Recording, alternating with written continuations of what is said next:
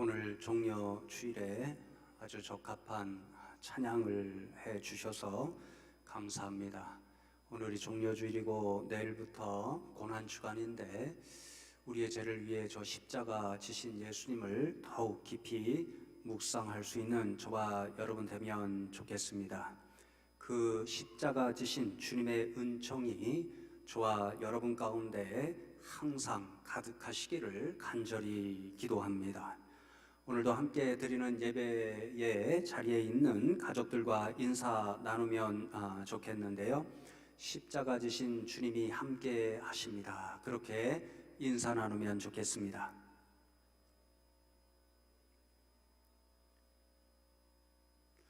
몇 년 전에 영국 옥스퍼드 대학의 생물학 교수였던 리처드 도킨스가 만들어진 신, 영어 제목대로 옮기면 신은 망상에 지나지 않는다, 이런 책을 써서 상당한 논란을 일으켰던 적이 있습니다.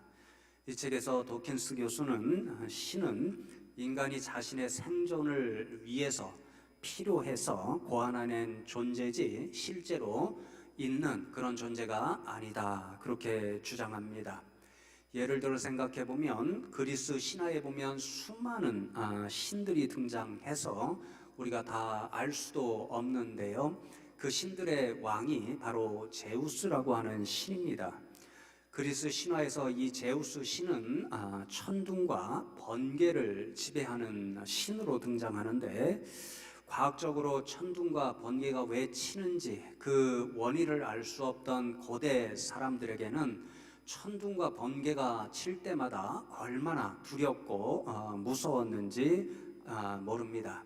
그렇게 사람들이 어떤 알 수 없는 대상 때문에 두려움과 공포가 계속 일어나면 살 수가 없으니까 이 고대 사람들이 천둥과 번개, 이것이 왜 일어나는지 알아야 되는데 모르니까 그것을 신으로 만들어 버립니다. 그래서 천둥과 번개의 신은 제우스 신이다, 이렇게 생각해 놓으니까 천둥과 번개가 칠 때마다 사람들이 어떻게 생각하게 되냐면요, 제우스 신이 노하셔서 우리들에게 무서운 이 천둥과 번개를 치고 있으니까 제우스 신이 좋아하는 제물을 바치면 화를 이제 그치시고 천둥과 번개를 더 이상 쳐지 않게 해주실 것이다, 이런 생각을 하게 되는 거죠. 그러니까 사람들이 이 천둥과 번개가 칠 때마다 제우스 신만 기쁘게 해드리면 된다, 이런 생각을 가졌기 때문에 두려움과 공포를 조금이라도 해결할 수가 있었습니다. 없는 신을 만들어 놓고 그 신에게 제물을 바치면 우리가 편히 살 수 있다, 이런 생각을 하게 된 것이죠. 그러니 오늘날 우리가 과학의 시대에서 천둥과 번개가 치는 원인은 자연현상에 지나지 않는다는 것을 너무 분명히 아는 이 시대 사람들에게는 옛날 사람들이 이 천둥과 번개를 다스리는 제우스 신이 노하셨기 때문에 천둥과 번개가 쳐, 이렇게 생각하는 것은 참 우스운 생각이라고 할 수 있습니다. 그래서 도킨스는 이런 예를 들면서 인간의 필요에 의해서 인간이 생존하는 데 필요한 그러한 존재로 만든 신은 과학시대에는 더 이상 필요하지 않다, 이렇게 주장합니다. 그런데 가만히 생각해 보면 사람들이 자신들의 필요를 위해서 만드는 그런 신은 고세대, 옛날 시대에만 있었던 것이 아닌 것을 우리는 요즘도 알 수 있습니다. 오늘날도 수많은 사람들이 자신들의 필요를 위해서 신을 만들어 놓고, 없는 신을 만들어 놓고 섬기는 그런 모습을 보게 됩니다. 아마도 여러분들이 다 인정하실 터이지만 오늘날 사람들이 없는 신을 만들어 놓고 섬기는 대표적인 존재가 바로 물질의 신 맘몬이라는 것을 우리는 알 수 있습니다. 그만큼 오늘을 살아가는 사람들이 돈을 좋아한다는 것을 보여주는 현상이고, 그 돈을 많이 주는 맘몬신을 없음에도 불구하고 만들어 놓고 섬기는 모습을 우리는 볼 수 있습니다. 그런데 심지어는 우리 믿는 사람들조차도 이와 유사한 실수를 범하고 있는 것을 우리는 알 수 있는데요. 하나님을 믿는다고 하면서도 성경을 통해서 계시된 그 하나님 그대로가 아니라 우리 자신의 필요에 의해서 우리 마음대로 이상한 하나님을 만들어 놓고 섬기는 모습이 우리도 모르게 우리 속에 존재하고 있다라는 거지요. 사실 이러한 모습을 알려준 목사님이 계시는데 보네퍼 목사님이라고 하는 유명한 그 목사님께서 수십 년 전에 이미 이러한 모습이 우리 믿는 사람들 가운데도 있다 하는 것을 지적해 주셨습니다. 그 목사님에 따르면 하나님의 실제 모습은 그러하지 않음에도 불구하고 사람들이 필요에 따라서 하나님에 대한 잘못된 관념, 자신이 필요한 그 생각을 하나님 앞에 이렇게 투영해서 그 하나님이 있지도 않은데 실제로 있는 것처럼 믿는 모습이 우리들 가운데 있다, 그런 지적을 하였습니다. 보네퍼 목사님이 든 한 가지 예가 있는데요. 그분의 말씀에 따르면 사람들이 기계장치와 비슷한 하나님을 만들어 놓고 자신의 필요를 위해서 섬기고 있다, 이렇게 이야기를 합니다. 그분의 표현대로는 라틴어로 쓰여져 있는데요, 데우스 엑스 마키나 이렇게 칭하는데 저는 이것을 도깨비 방망이 하나님이다, 이렇게 개인적으로 번역합니다. 우리가 살아가다 보면 필요한 것들이 많이 있습니다. 그러면 옛날 사람들이 자신들이 필요한 것을 도깨비 방망이를 두드려서 내가 지금 금이 필요하니까 금 나와라, 뚝딱 이렇게 두드리면 금이 나오는 것처럼 우리가 어떤 필요가 있을 때 자신들이 만들어 놓은 기계장치와 같은 하나님, 도깨비 방망이와 같은 하나님 앞에 나가서 내가 지금 금이 필요하니까 금을 주십시오, 그렇게 요구하는 하나님, 자신들의 필요와 소원을 성취하는 하나님, 성경에는 있지도 않은 그런 하나님을 스스로 만들어 놓고 믿는 그런 모습이 우리 가운데 있다라는 거지요. 여러분, 이런 있지도 않은 하나님을 만들어 놓고 믿는 믿음의 모습이 참 이상한 모습인데요. 왜냐하면 믿음이라는 것은 우리 자신을 바라보는 것이 아니라 믿음의 대상인 하나님을 바라보는 일입니다. 그런데 이런 도깨비 방망이와 같은 하나님은 그 중심이 하나님에게 향하여 있지 않고 자신의 필요에 있습니다. 그러니까 자신의 필요를 채워줄 때는 하나님을 믿다가도 자신의 필요를 더 이상 채워주지 않으면 이런 하나님 믿을 필요가 없어, 그렇게 낙심하고 실망하여서 하나님을 떠나는 일이 많아진다라는 것이 보네퍼 목사님의 생각입니다.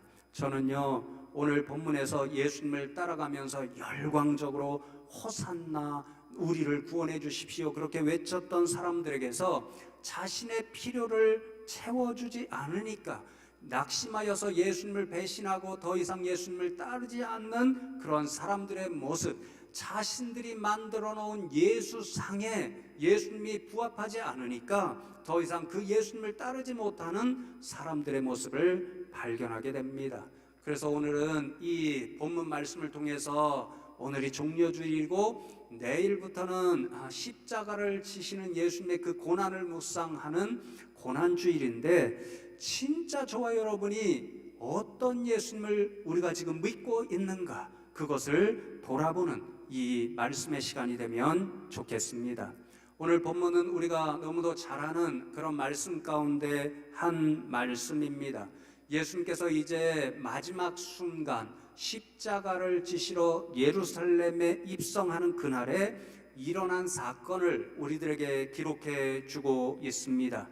나귀를 타시고 예루살렘에 들어가시는 그 예수님을 보고 수많은 사람들이 예수님의 뒤를 따르며 환호하고 열광합니다. 왜 이토록 이 예수님, 예루살렘에 들어가시는 예수님을 보고 그 주변의 사람들이 환호하고 열광하고 있는 것일까요? 그들이 예수님을 향하여 외치고 있는 한마디를 통해서 우리는 그 이유를 알 수 있는데요. 9절 말씀을 보십시오. 앞에서 가고 뒤에서 따르는 자들이 소리 지르되 호산나 찬송하리로다. 주의 이름으로 오시는 이여, 이렇게 사람들이 예수님을 향하여 외치고 있습니다. 예수님을 향하여 사람들이 외치는 가장 중요한 한마디가 호산나, 이 단어에 있습니다. 호산나라는 말의 이 원어를 찾아보니까 구원하다, 도와준다, 이런 뜻을 가지고 있는 호시아라는 말과 영어로 please, 제발이라고 라는 뜻을 가진 전미사 나의 복합어입니다. 그러니까 호산나 이러면 그 뜻이 제발 우리를 구원해 주십시오, 제발 우리를 도와주십시오, 그런 외침이라는 것을 알 수 있습니다. 그러니까 이 한마디를 통하여 사람들이 예수님을 따라가면서 환호하고 있는 이유를 알 수 있는데요, 예수님께서 자신들을 구원해 줄 수 있는 구원자, 자신들을 도와줄 수 있는 메시아로 기대하고 있어서 예수님을 따라가면서 호산나, 제발 우리를 구원해 주십시오, 이렇게 소리 지르고 있었다라는 것을 우리는 알 수 있습니다. 그런데 성경 그 이유를 읽어보면 우리는 참으로 납득하기 어려운 장면을 또 발견하게 되는데요, 오늘 말씀에서 수많은 사람들이 예수님을 따라가면서 호산나 그렇게 외치는데 이제 얼마 후에는 그 사람들이 예수님을 배신하는 그런 사람들로 변하는 이상한 장면을 보게 됩니다. 호산나, 우리를 제발 구원해 주십시오, 그렇게 외치던 이 사람들이 얼마 후에는 저 예수를 십자가에 못 박으라, 이렇게 외치는 사람들로 변하고 맙니다. 당신은 우리의 구원자가 되십니다, 이렇게 외치며 환호했던 이 동일한 사람들이 얼마 시간이 지나면 그렇게 예수님을 향하여 열광하던 그들이 오히려 예수님을 향하여 저주를 퍼붓는 그런 일을 벌이고 맙니다. 예수님을 향하여 우리 주님 그렇게 고백하던 사람들이 예수님의 얼굴에 침을 뱉고 모욕하는 그런 사람들로 변하게 됩니다. 성도 여러분, 왜 이 사람들은 180도 변화된 이런 모습을 보여주게 되는 것일까요? 결론부터 말씀드리면 예수님께서 자신들이 그토록 원하고 기대했던 구원, 그것을 이루어주지 않는다는 결론을 내렸기 때문에 그들은 예수님을 배신하고 말았습니다. 예수님이 어떤 구원자로 세상에 오셨는지, 그리고 왜 십자가를 지셔야 했는지 그들은 그 사실을 알지 못했기 때문에 그토록 환호하던 그런 태도에서 변하여서 예수님을 향하여 저주하고 욕을 퍼붓고 마침내 십자가에 못 박는 그런 어리석은 일을 범하고 말았습니다. 도대체 이 사람들은 예수님을 어떤 구원자로 생각했길래 자신들의 소망 소원을 이루지 못하니까 예수님을 십자가에 못 박는 일에 앞장서고 말았던 것일까요? 오늘 본문에서 저와 여러분의 세 가지를 살펴보면서 이 사람들이 예수님을 어떤 구원자로 소망했는지를 먼저 찾아보면 좋겠습니다. 첫 번째로 성도 여러분들에게 목회서신과 함께 보내드린 고난주간 묵상집 11쪽 이하를 보시면 좋겠습니다. 오늘 말씀의 본문과 이 종려주일 여러분에게 보내주는 묵상집 그 본문 말씀이 동일한데요, 묵상집에 실린 내용에 보면 예수님이 예루살렘으로 올라가실 때에 두 가지 행진이 있었다, 그렇게 적고 있습니다. 예수님께서 예루살렘으로 올라가실 때가 유월절이 가까워 오고 있었는데요, 이때는 당시 유대를 통치하고 있던 로마 사람들에게는 가장 염려되는 시기였습니다. 왜냐하면 유월절이 되면 그 절기를 지키려고 곳곳에서 수많은 유대인들이 예루살렘 성전 주변으로 몰려오게 되는데 그때에 많은 유대인들이 로마를 미워했기 때문에 로마에 대하여 반란을 일으킬 수도 있다, 이렇게 늘 염려되는 시기가 바로 이때였기 때문입니다.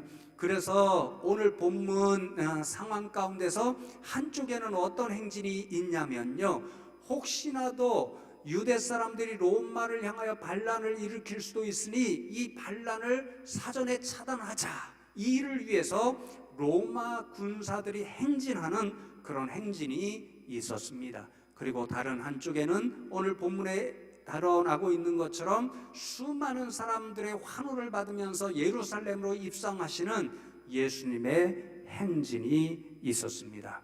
이 두 행진의 아주 결정적인 차이를 보여주는 것이 있는데요, 바로 로마 사람들이 타고 들어가는 수단, 그리고 예수님이 지금 사람들과 함께 예루살렘으로 들어갈 때 타고 계시는 그 도구, 그 차이가 있습니다. 말과 나귀의 차이입니다. 여러분, 사전에 반란을 제압하기 위해서 예루살렘으로 행진하여 들어가고 있는 로마 군사, 특별히 그 대장들, 지휘관들이 타고 있는 것이 바로 말이었습니다. 당시 로마 사람들에게 이 기마 부대, 특별히 전차를 이끄는 기마 부대는 전 세계 사람들을 두려움에 떨게 만드는 로마의 핵심적인 그 힘을 보여주는 가장 중요한 무기였는데요, 그러니까 말은 전쟁을 의미하는 것이었고 그 전쟁에 승리를 준다고 생각하는 힘의 상징이 바로 말이었습니다. 반면에 예수님은 오늘 7절 말씀을 보시면 나귀 새끼를 예수께로 끌고 와서 자기들의 겉옷을 그 위에 얹어 놓음에 예수께서 타시니, 그렇게 말씀합니다. 예수님은 나귀, 그것도 굉장히 작고 연약해 보이는 나귀 새끼를 타고 예루살렘으로 행진하여 들어가셨다, 그렇게 말씀합니다. 나귀는 지금 예수님을 따라가고 있는 사람들이 기대하고 있는 힘 있는 구원자가 탈 도구가 아니었습니다. 당시에 오히려 나귀는 농부들이 농사의 수단으로 사용하거나 장사하는 분들이 장사의 수단으로 사용하는 그런 도구, 아주 힘없는 사람들이 사용하는 그러한 도구였기 때문에 힘을 상징하는 말에 비하면 아무것도 아닌 그런 도구가 나귀였습니다. 그러니 성도 여러분, 지금 두 행진이 예루살렘을 향하여 가고 있습니다. 한쪽에는 말을 앞세운 로마 군사들의 행진, 힘 있는 자들의 행진이 있습니다. 다른 한편으로는 힘없는 나귀를 타고 들어가시는 예수님의 행진이 있습니다. 상상해 보십시오. 지금 예수님을 뒤따르고 있는 수많은 사람들이 호산나, 제발 우리를 구원해 주십시오, 이렇게 환호가 하고 있는데 이 사람들이 진짜로 원했던 행진의 모습은 무엇이었을까요? 아무런 힘이 없는 것처럼 보이는 예수님의 행진이 아니었습니다. 그들이 진짜 원하고 있는 것은 로마 사람들이 타고 있는 말의 행진, 정말 우리에게 로마로부터 구원해 줄 수 있는 강력한 힘을 가지고 있는 우리의 구원자, 우리의 지도자가 타고 있는 그 말의 행진, 그것을 그들은 원하고 있었습니다. 그래야만 로마보다 더 강력한 힘을 가지고 자신들이 그토록 원하고 있는 로마로부터의 해방, 구원을 주는 지도자, 구원자가 될 수 있다고 생각했기 때문이었습니다. 그러니 나귀를 타시고 들어가시는 예수님의 행진은 지금 예수님 주변에서 호산나 외치고 있는 사람들이 기대한 것과는 처음부터 다른 그런 행진의 모습이었습니다. 여러분, 두 번째로 이제 8절 말씀을 보십시오. 많은 사람들은 자기들의 겉옷을, 또 다른 이들은 들에서 벤 나뭇가지를 길에 펴며, 이렇게 말씀합니다. 나귀 새끼를 타고 예루살렘으로 행진하여 들어가시는 예수님을 수많은 사람들이 따라가면서 나뭇가지를 길에 펴고 손에 잡고 그것을 흔들면서 호산나, 우리를 구원해 주십시오, 이렇게 외쳤습니다. 오늘 본문 말씀에는 그저 나뭇가지다 이렇게 기록되어 있지만 요한복음 12장 말씀에 보면 그 나뭇가지가 종려나무가지였다, 그렇게 말씀합니다. 당시 유대 사람들에게 이 종려나무가지는 굉장히 중요한 의미를 가지고 있었는데요. 왜냐하면 유대 사람들은 이 종려나무 가지를 승리의 상징, 그래서 승리의 행렬을 가지고 들어오는 사람들을 맞이할 때 흔드는 도구로 종려나무 가지를 사용했기 때문에 아주 특별한 의미를 가지고 있었습니다. 예를 들어서 이제 이스라엘 군대가 대적을 향해 싸우기 위해서 출전을 합니다. 그리고 그 대적과 싸워서 그들이 그토록 원하는 승리를 거두게 됩니다. 그 승리를 거둔 군사들이 이제 말을 타고 승리의 깃발을 흔들면서 예루살렘으로 개선하여 들어오잖아요. 바로 그 순간에 수많은 유대인들이 손에 들고 나가서 승리의 그런 기쁨을 맞이하는 그 도구가 종려나무 가지였습니다. 그러니까 지금 예루살렘을 향하여 입성하시는 예수님의 뒤를 따라가면서 그 앞과 또 그 길에 깔면서 손에 나뭇가지를 들고 종려가지를 흔들고 있다라는 것은 무슨 뜻이 되겠습니까? 우리에게 승리를 주십시오. 우리를 압제하는 저 로마군을 물리쳐 주십시오. 그래서 우리를 이 힘든 고통으로부터 구원해 주십시오. 이 소망을 표하는 그들의 소원이 담긴 것이 바로 종려나무 가지였다라는 것을 우리는 알 수 있는 거지요. 여러분, 이제 마지막 세 번째로 10절 말씀을 보십시오. 찬송하리로다. 오는 우리 조상 다윗의 나라여 가장 높은 곳에서 호산나 하더라. 그렇게 사람들이 부르짖고 있습니다. 예수님을 향하여 호산나, 우리를 구원해 주십시오, 이렇게 외칠 때에 덧붙여 하는 말이 다윗의 나라를 우리는 원합니다. 이런 소원을 예수님께 사람들이 말하고 있습니다. 다윗의 나라는 유대 사람들이 가장 소망하고 있던 나라의 모습이었습니다. 왜냐하면 다윗 시절에 이스라엘 역사상 가장 강력한 나라를 이루고 있었기 때문이었습니다. 사무엘하 8장 말씀을 보니까 하나님께서 다윗이 어디로 가든지, 그러니까 다윗이 어떤 대적과 전쟁을 벌이든지 하나님께서 이기게 해주셨다, 그렇게 말씀합니다. 그래서 다윗이 통치하던 이스라엘 나라 역사 때에는 주변의 대부분의 국가들이 이스라엘 백성들에게 머리를 조아리면서 조공을 바치는 그런 시대가 있었습니다. 그러나 예수님 당시에 지금 유다 나라의 상황은 어떠합니까? 오히려 이방 나라인 로마의 지배를 받고 있습니다. 그 로마 사람들에게 감당하기 어려운 세금을 바치면서 하루하루 겨우겨우 고통 가운데 그들은 살아가고 있었습니다. 그래서 그 고통스러운 시간 가운데 유다 사람들은 언젠가 다윗의 나라가 우리에게 회복될 거야. 그래서 다윗과 같은 강력한 힘을 가진 지도자, 구원자가 우리를 구원해 줄 때가 올 거야. 그러한 소망을 가지고 살아가고 있었습니다. 바로 그 순간에 유다의 사람들은 예수님의 모습을 보게 되었습니다. 예수님께서 놀라운 이적의 능력을 행하시는 모습을 보면서 그들은 큰 기대와 소망에 부풀어 있었습니다. 예수님께서 오병이어의 기적을 행하십니다. 수많은 병자들을 고치는 모습을 봅니다. 또 심지어는 죽은 사람도 다시 살리는 모습을 봅니다. 이런 기적적인 능력을 가지신 예수님께서 예루살렘에 들어가셔서 다윗과 같은 나라를 우리에게 회복해 줄 거야. 사람들은 그렇게 기대하고 있었기 때문에 예루살렘으로 들어가시는 예수님의 그 모습을 보면서 환호하면서 우리에게 다윗의 나라를 회복시켜 주십시오. 우리에게 그래서 로마로부터 승리하는 구원의 나라를 주십시오. 그렇게 그들은 외치고 있었습니다.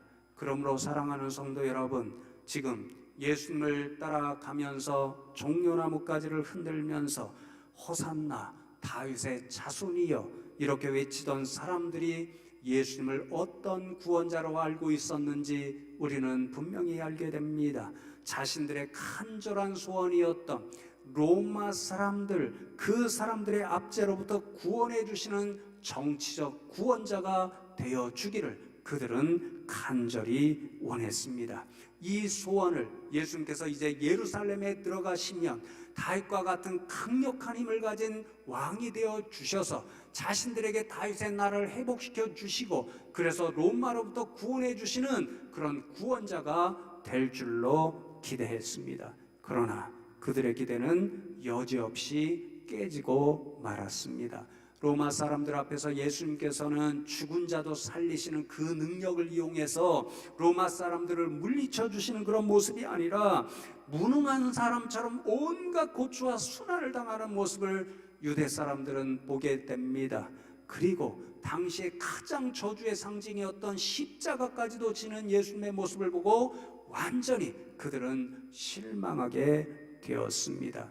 이렇게 그들이 품었던 기대가 완전히 무너지자 유대 사람들, 오늘 예수님을 따라가며 환호하던 그들은 예수님을 배신하고 말았고, 로마 군사들과 함께 예수님을 향하여 침을 뱉으며 저주하는 동시에 예수님을 십자가에 못 박아 버리는 그런 죄를 저지르고 말았습니다. 성도 여러분, 오늘 이 사람들이 실패한 원인이 바로 여기에 있었습니다. 예수님을 성경에서 계시한 그대로의 메시아 구원자로 아는 것이 아니라 자신들의 소원을 이루어주는 구원자, 로마로부터 해방을 주는 정치적 메시아로 그들은 생각했기 때문에 예수님을 향한 온전한 믿음을 갖지 못하고 오히려 예수님을 배신하고 십자가에 못 박는 그런 어리석은 일을 범하고 말았습니다. 성도 여러분, 이 구원자의 모습을 누가 만든 것입니까? 예수님 자신은 결코 이런 구원자의 모습을 만드시지 않았습니다. 성경 어디를 보아도 예수님은 단 한 번도 자신을 유대 사람들이 그토록 원하는 로마의 압제로부터 구원해주는 정치적 구원자, 그런 메시아로 말씀하신 일이 없습니다. 그러니 이것은 누가 만들어낸 것입니까? 유대 사람들이 자신들의 간절의 소원에 따라, 자신들의 필요에 따라, 성경에도 없고 예수님이 친히 말씀하신 적도 없는 자신들이 원하는 이상한 메시아, 이상한 예수님, 이상한 구원자를 만들어낸 것임을 우리는 알 수 있습니다. 그러므로 이들의 실패는 예수님이 어떤 구원자로 세상에 오셨는지, 그리고 왜 십자가를 지셔야 했는지 그 이유를 몰랐기 때문에 그들은 예수님을 향한 온전한 믿음을 가질 수가 없었습니다. 여러분, 예수는 도대체 어떤 구원자로 이 세상에 오신 것입니까? 마태복음 1장 21절 말씀에 보면 예수님께서 태어나시기 이전에 하나님께서 이미 자신의 메신저를 세상에 보내셔서 예수님 자신의 독생자를 왜 세상에 보내주시는지 그 이유를 이렇게 말씀합니다. 아들을 낳으리니 이름을 예수라 하라. 이는 그가 자기 백성을 죄에서 구원할 자이심이라 하니라. 예수님은 세상에 왜 오셨습니까? 저와 여러분을 하나님으로부터 멀어지게 만든 죄로부터 구원해 주시기 위해 세상에 오셨습니다. 이 목적 때문에 예수님께서는 오늘 예루살렘으로 가셔야 했고 그곳에서 십자가의 고난을 받으셔야 했습니다. 마가복음 10장 45절에서도 비슷하게 예수님 자신이 이제 세상에 오신, 자신이 어떤 구원자로 세상에 오셨는지를 말씀해 주시지요. 인자가 온 것은 섬김을 받으려 함이 아니라 도리어 섬기려 하고 자기 목숨을 많은 사람의 대속물로 주려 함이니라. 예수님께서는 저와 여러분의 죄를 대신하시는 대속제물이 되시기 위해서 이 세상에 오셨습니다. 그래서 저와 여러분의 모든 죄를 그 위에, 그 어깨에 짊어매시고 십자가에서 속죄제물로 그 생명을 드리셔야 했습니다. 그러므로 성도 여러분, 예수님은 어떤 구원자로 이 세상에 저와 여러분에게 오셨습니까? 우리를 죄로부터 구원해 주는 구원자로 오셨습니다. 죄의 권세, 영원한 사망의 권세, 그 사망의 권세를 잡은 사단으로부터 구원해 주시는 구원자로 오신 분이 바로 우리 예수님입니다.